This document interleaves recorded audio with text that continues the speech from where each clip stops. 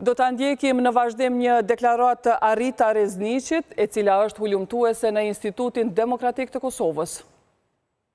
Ajo që fillimisht kemi gjetë në kuadër të hulumtimit është se në vendin tonë ende nuk është funksionalizu ky program në formën e tij të detyrueshme dhe vazhdon të zbatohet vetëm mbi baza vullnetare. Qëllimi i krejt këtij programi ka këtë që të sigurohemi që këta ushtrues të dhunës nuk do të na bëhen më recidiv, do t'i mësojmë pasojat e sjelljeve tyre dhe numri i rasteve të dhunës të shpresojmë se edhe do të reduktohet.